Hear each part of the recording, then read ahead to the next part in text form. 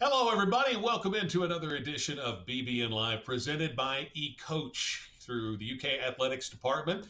You can tell your friends about these sessions as we're going to visit with various members of the UK coaching staffs and other athletic department personnel to keep the BBN connected to UK sports during these crazy times that we're living in. You can tell your friends to find it on the Twitter feed for UK Athletics and also the Facebook page. And we are going to welcome in for this evening session Vince Marrow from the UK football staff, Joel Justus from the UK basketball staff, and guys, we'll hope everybody is staying safe, staying healthy. Vince, let's start with you and tell folks a little bit about the career path that brought you to Kentucky in terms of how you got into coaching, what motivated you. Just a quick thought on that. Uh, just being from Youngstown, Ohio, a lot of playing for Don Butchie and Ron Stoops, Mark's dad. It kind of being around them guys kind of made me, as I went further in my career, and once I retired from pro ball, put a little something sparked in me to say I wanted to be a coach and affect and deal with young student athletes. How I got here, I was at Nebraska for 3 years with another high school teammate and colleague, Bo Pelini. And you was hearing rumors that Mark was going to get the Kentucky job. And at the time, we were doing pretty good at Nebraska, recruiting the Midwest, recruiting Ohio. And once Mark got the job, he called me and said, "Hey, man, we can do some, serious damage. We very close to Ohio." He was watching all the kids we were bringing to Nebraska, which was like 13 hours. And now you're looking at 2 hours to 5 hours at tops. So when he got the job here, he called me and it was just going to help a high school buddy, a guy I grew up with. And I was looking for the challenge to help come here and change this program and get it going back in the right direction. Joel, what about you? I know you told us in the morning session you had a family connection that exposed you to coaching early on. So I'm sure that's kind of where the bug started for you. What was the path like to bring you to Kentucky? It was a little bit unique. I mean, I think every coach, as Coach Marrow just said, and we go through this journey and you have people that impact your life. I was around coaches a lot growing up, with my dad working in Wake Forest. My grandfather was a very successful high school coach in Ohio, was in the Ohio High School Hall of Fame. And then I had great coaches. My high school coach, Andy Muse, and went to play at UNC Wilmington for Jerry Wainwright and Brad Brownell. And then, was very lucky to get into coaching at Elon University. I was there for 4 years. And during that time, I actually interviewed with Coach Cal when I was at Elon and he was at Memphis. And one of the things he told me, and he tells young people, is if you can ever go be a head coach, go do it.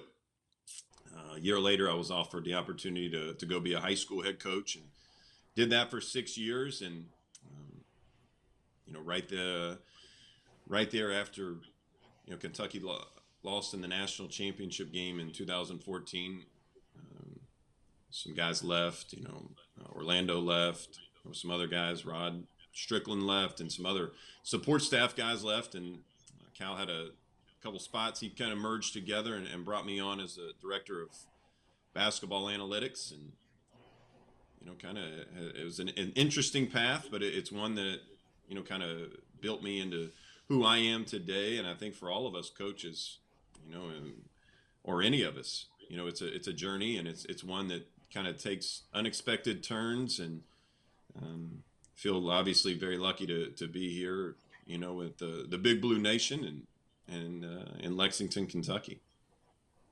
Joel, let's talk a little bit about how the recruiting process works and give fans a little bit, as much as possible, about behind the scenes glimpse. You guys identify a prospect that you want to pursue as a potential Wildcat. Give us just a brief overview of how the process goes from there in terms of connecting with that prospect and the family, and then what things you're pitching for Kentucky. Well, I think it's just like any other kind of relationship that any of us have.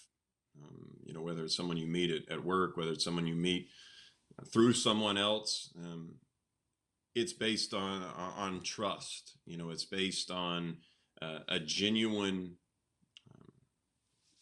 kind of feeling that you have about the person. Like you said, there is talent, but there has to be something there that you feel they can be successful at Kentucky. They can be successful playing for Coach Calipari. They can be successful doing what we do, and that's bringing together a group of young people so that everyone can be successful. You're obviously checking in on them and their background of their character. You're checking in on their passion for basketball. Coach Cal likes to talk about having a curious mind.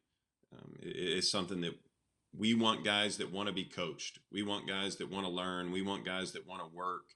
And you see guys that have been successful here. They're all on a different path.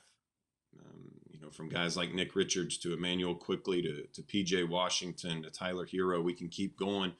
Those are some of the most recent guys. And each one of those guys came to us at a different time. I mean, Tyler Hero was committed to another school, decommitted, and basically committed to us a couple weeks later. Versus, someone like Carl Anthony Towns that Coach had a relationship with when he had coached the Dominican team, and knew that Carl was going to come here for many years before he actually suited up, in the blue and white. So it's every kind of situation, every relationship is different. And we're out there kind of like we're doing right now, is just kind of turning over rocks and making phone calls to try and figure out who's next. Vince, let's talk a little bit about the same thing with you, but for football, more so than any other sport, you've got such greater numbers of players that you're evaluating and deciding who to pursue. Once you've done that, how does the process work for Kentucky with a young person of ultimately getting him to be a Wildcat? First and foremost, like Joe said, it's all about relationships. When you first put that initial offer out, I immediately, and Coach Stoops is real good at this too. We get to see who's the decision makers, whether it's the mom, the dad, could be the 707 coach, could be a principal.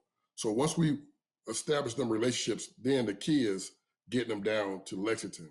And for me, coming off of when we first got here, a team that was 2-10, we had to sell future, but also relationships to see where this thing was going to go. And when we started recruiting them type of caliber players, the 4 and 5 star kids. But once we got them to Lexington, I felt very comfortable because I told parents, hey, just come here, get a hotel room downtown and just walk.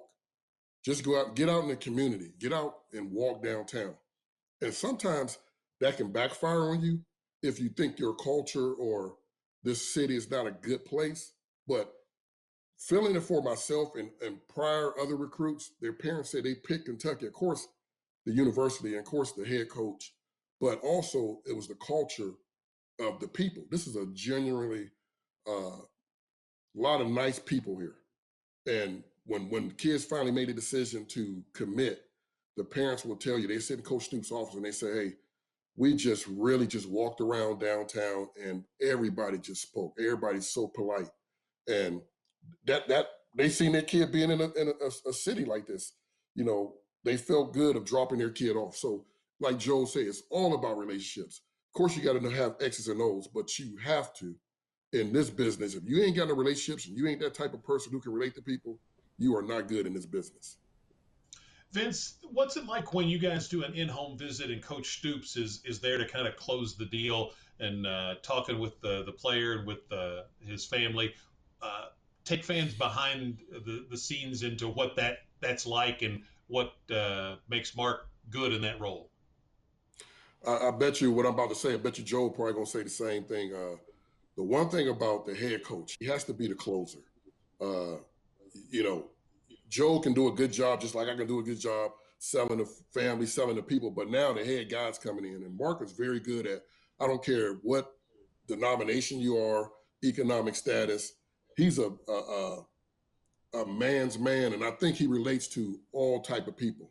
I sit there and I watch him because I grew up with him, and I say, man, I just watch how he talks to these parents. He relates to the 80-year-old grandmother or the sister that's 17. He can relate to all aspects, and it's a really good dynamic. But if you're not that head coach and you can do that, you can lose a kid, because somebody like Calipari come in and close the deal if we were like recruiting against them, because just being around Cal, he's a people person too. So I think Mark is real good at what he does when we go out in January and do them home visits.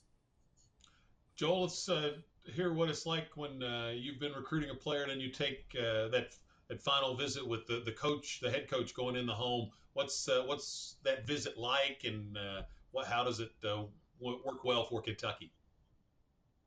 Well, it's different now, whereas this time of year, really not, it's a little bit, about a week from now, if everything was normal, we would be able to go out and do our first in-home visits actually in the home with young men that were juniors. You can start that, and they're all different. There's some, the ones that I like are when there's food there. When the mom or the dad, or they somehow bring some food out, some cookies. Those are the best. But then you kind of get a vibe then of kind of what it's going to be like, where Coach Cal is so good at, really just having normal conversation. I think so many times in our business, there are a lot of people that are a little bit like used car salesmen. Cal is genuine, but he also is able to sit down and connect, as Coach, Marrow just said, with everyone in the room. And oftentimes, this is the most important decision that this family has had to make with their son up until this point. And, for us, it's different. Everyone is a little bit different, but it's one that, you've got to understand where the family is. Sometimes you're doing an in-home visit, and that's the first time they've ever met you or Coach Cal. They've talked to you on the phone. Sometimes then it's at the very end, and you're going in, and it's closing time. And then that's when it's really good to have Coach Cal, sitting right next to you on that couch, because most of the time it's going to get done. Joel, how does the process work within the staff as you evaluate who you're going to make an offer to? Is that a group discussion? How does the back and forth go on deciding who you're going to pursue? I know everything is a little different, and Coach is one that likes to take his time and make sure, because, our biggest thing in our business, whether you're a football coach, whether you're a basketball coach, softball, volleyball, is we have to get this right. We can't bring someone to the University of Kentucky and they not be successful. That is the most important thing that we have to keep in mind is can this young man, can this young woman be successful at our university? Can they be successful? Can they graduate? Can they be a great member of our campus? Can they be a member of our, great city that Vince talked about earlier? Is we have to make sure that they're going to be successful. So Coach is a little bit, I'm not going to say hesitant, and I'm not going to say slow, but we have to really do our homework to make sure that this is going to be a good fit. When that happens and we feel really good about it, I think Coach is happy to get out and kind of make a phone call, do it in person. It just depends. Every single one is a little bit different. Coach Cal is the only one that offers scholarships on our staff. But usually that comes with some discussion, that comes with understanding the vibe or the rhythm of the young man, his family, and their recruitment. Coach likes to wait a little while till they're older. But it's like I said, every single one is different. Just like we were talking about earlier, every relationship is different. This is a relationship business, and as assistants, we've kind of got to get out and you got to feel a little bit of what the vibe is before you bring Coach Cal into the mix. Vince, let me get a question to you that came in from one of our viewers with regard to uh, fan support and um, how important is it for fans to, when things get back to some degree of normalcy and they can, to help out with buying tickets and turning out for games and buying season tickets to support what you guys are doing? Uh, this is the best fan base. I've been around a lot of fan bases. This is the best fan base I've ever been around. Uh, I know in this time right now, it's trying times with this epidemic going on, but this is, once we get back to normalcy, this is going to be a great football. This is going to be a good football team we got coming back. Very, very, got a lot of seniors, a lot of depth at every position. And I just urge people to come out and support us and keep supporting us because we really do. Their support don't go unnoticed. We really, really appreciate the love we get from the fans. And finally, we actually starting to get some credit now. I've seen a couple of the top 25s, and they got us. Some got us ranked 18, some got us ranked 20. So this is going to be a pretty good team. With you get Terry coming back, it's going to be a real interesting show to watch, and we need the fans, and that don't go unnoticed. We really do appreciate their support, and we'll try to give it back with the play that we will have this year in Kroger Stadium. Let me get you to talk too a little bit about just the process of how you guys evaluate who to make an offer to, because again, in football, there's so many more players, and assistant coaches have regions maybe of the country that they're specializing in. But then how do you come together as a staff and decide who you're going to make an offer to? This is a funny story. I remember I first took a kid in to see Cal 3 years ago, a highly profiled kid. And I remember Cal told me after we left out, he said, and I kept this point. He said, Vince, I don't recruit college players, I recruit NBA players. And I walked out there and I was like, I'm trying to think, what did he meant by that? And I got it. And I was like, now when you come into the SEC, we got to recruit NFL players because this is the number one dominated conference in the country. Uh, we're a little different than basketball. I mean, they go out and, like you said, most guys, they go get their NBA players immediately after a year. We a little different. We have with Coach Stoops, me, Eddie Grant, Brad White, uh, each position coach go out and get their area, and they may have 30 to 40 guys. Then they bring them, we watch them by position. Then we break them down and we say, okay, the coordinator say, we're going to extend the offer to these kids. Maybe it's 100 kids. And then we actually go out and each area coach recruit them kids. We got to be a little different than basketball because football, we offer sophomores. Because if you don't, about time you get around to offer them as a junior, they may have 20-something offers already. And they like, well, you guys came in late and all that stuff. So it's based on more of a group. But Mark Stoops has the final say of who we going to take on offense or defense. It still comes down to the head coach. Vince, what is it like being around and coaching as a staff? Some of the guys you guys have had the opportunity to coach that have gone on to do great things in the league now. Thinking about people like Josh Allen and Benny Snell Jr. Common traits maybe to the success that those guys had, anything like that? I and this is I hate to keep referring to basketball, but when I look at basketball and I say they recruit these NBA guys, they recruit these studs. That's where we want to take this program, like Alabama in football. And so when you have being around a Josh Allen and a Benny Snell, if you can take the DNA of Benny Snell and put him in 85 of our scholarship players, uh, we probably wouldn't lose a game because it's rarely you have a guy like that who's love. He's so entrenched in the game, and he wears his emotions on his sleeve. But he didn't back down from nothing. When you come in trying to change a program and get the bigger guys, when you go play the Bamas and the Floridas, you needed a guy like Benny Snell and Josh Allen to now say, okay, Kentucky is now competing with these guys, and it was just an honor and a blessing to be around both of them young men. But even a guy like Lynn Bolton, who was another guy who probably put this team even more on his back with less talent. I mean, when you get them type of guys, they can actually change programs and take you on to that next step of where you want to be and actually being in Atlanta and playing for the SEC championship.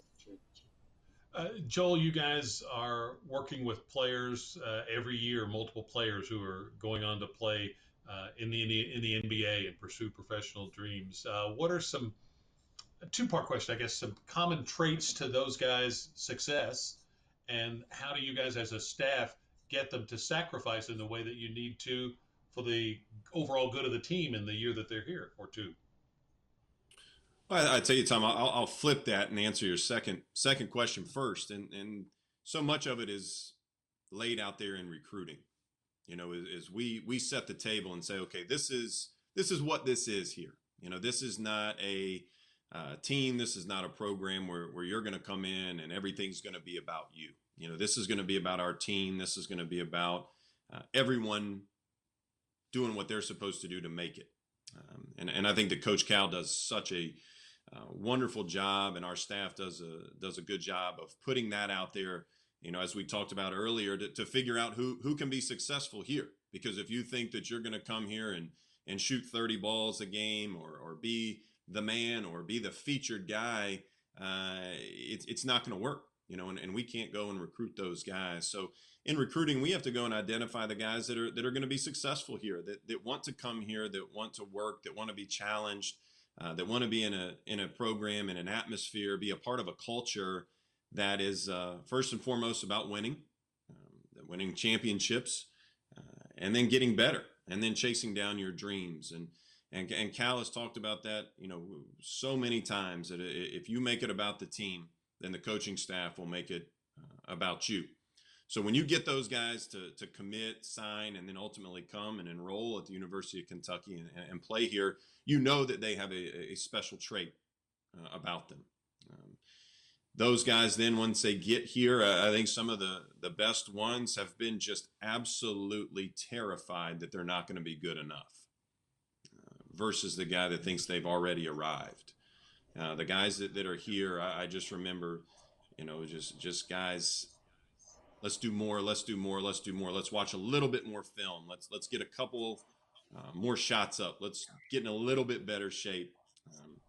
You know, the guys that, you know, you talk about Emmanuel Quickly, who comes back this year. You know, his goal was to start on this team. You know, he that was his main goal, and said, I just want to start. And now he goes and he just absolutely put work in every single day and then, you know, goes and is the SEC Player of the Year to Tyler Hero, that came in with a chip on his shoulder that he wasn't going to be good enough, that everyone told him that he wasn't going to be good enough, to Shea Alexander, that would come and sit with the coaches after games on flights home and watch the film, and then would grab a manager or grab a coach the next day and do what he did poorly the night before, the next morning, you know, before we'd even practiced. You know, to hearing stories about Michael Kidd Gilchrist starting up the Breakfast Club, you know, when he was here with a team that was so talented, to Brandon Knight that would be in the gym when Coach Cal and KP would get back from recruiting visits. I mean, those guys are just absolutely scared to death that they're not going to make it, versus the guys that, you know, think that they need guarantees or promises. Those guys are scared that, you know, someone's not going to give it to them. Well, those guys don't make it here. Mm-hmm. Vince, we'll finish up on this question. How have you guys as a football staff seen mindsets change, where initially guys were coming in on the vision of what Kentucky could be? Now the success has happened. And how is that changing what you're seeing and how the players approach their work?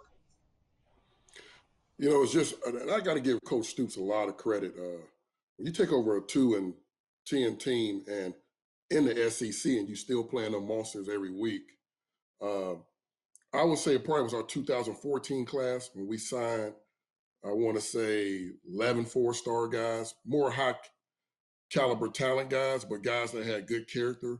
You start seeing that them guys, when we went down to Florida, I want to say that was 14, we should have won. And we end up getting I want to say that was a time clock issue where it ran late and the time should expire. But them guys right then and there, they started believing. And then when you brought in the 15 class, C.J. Conrad, Jordan Jones, Georgia Safa J, and Josh Allen, them guys start saying, okay, we're going to go to the next level. And then once you got the 16 class in here with Benny and them, that was the class that went to 4 straight. Now they going to 4 straight bowl games. And so, you have to bring in guys that come from winning programs, that guys that want to change a culture. It's different coming here changing a culture when you, like I said again, 2-10, and now go to 4 consecutive bowls. I don't think Coach Stoops get enough credit. He's starting to get the credit, but that was a hard task to do, especially when you're not considered a football school at the time. I give all the credit to, Stoops, but more Mitch Barnhart and Dr. Capilouto of putting all the stuff together so we can have the facilities and keeping our staff here. That's what happens. That's just why when you look now, a lot of coaches stay. We had coaches that could go other places, and they seen the dedication and the support from Mitch and Dr. Capilouto. And I really believe this is not no sell pitch. We just going to go higher. We still just kicking in the door, but we will be in Atlanta. And I just think that's having strong support from the administration and then also the fan base. And really, the last thing I'm going to say, I keep saying basketball, but Cal is very supportive in us and their staff. We bring a lot of recruits over there to basketball games, and they get to see the atmosphere and how the fans are. And then we just say, hey, it's going to be more like that in the stands. But I got to give basketball a lot of credit. They really been supportive from day one since I started taking guys over there. It really is a family atmosphere within the athletics department. A lot of coaches help each other out as best they can. Thank you guys for joining us here on this edition of BBN Live, and stay safe, stay healthy, you and your families, and we'll be in better times and talking about games hopefully before too long. Yes. God bless. Go Big everybody. Blue. This has been BBN Live, presented by ECoach, and follow UK Athletics on Twitter and on Facebook to find out when upcoming sessions are going to be featured. Be various coaches and other athletic department personnel. So we encourage you to stay connected during these times. This is the way we can do it. So take advantage of it. Thank you for joining us on this edition of BBN Live, presented by ECoach.